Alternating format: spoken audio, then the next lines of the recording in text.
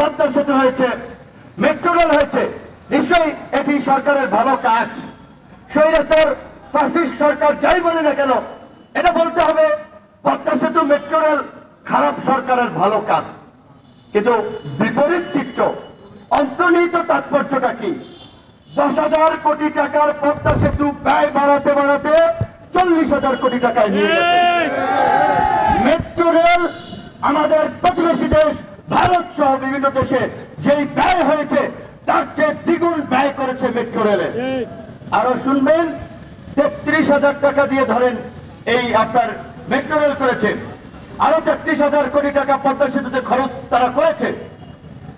আর কিছুদিন আগে সিপিডি, একটা বেসরকারি গবেষণা প্রতিষ্ঠান, তারা বলেছে ব্যাংক থেকে এই লুটেরা মাফিয়া সরকার 92,000 কোটি টাকা লুটপাট করেছে।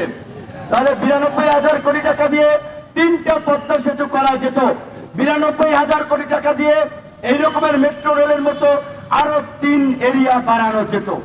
তাহলে দেখেন, আপনার একদিকে ওই মেট্রো রেল পদ্মা সেতুর উৎসব করছে, আর এর কয়েক গুণ টাকা শুধুমাত্র ব্যাংক থেকে লুটপাট করেছে।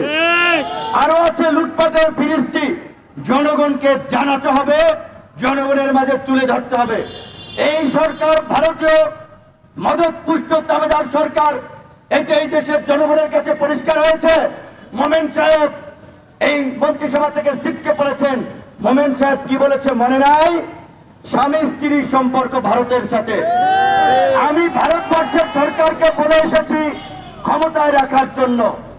আমাদের ওবায়দুল কাদের স্বয়ং নিজে বলেছে তলে তলে দিল্লির সাথে আমাদের আপোষ হয়ে গেছে, দিল্লি আছে আমরা আছি, ওবায়দুল কাদের বলেছেন।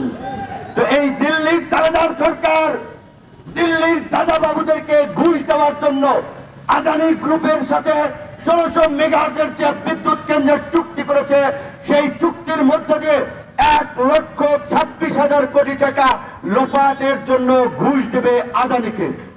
1,26,000 কোটি টাকা, যা দিয়ে অন্তত আপনার প্রায় 4টা মেট্রো রেল, 4টা পদ্মা সেতু করা সম্ভব।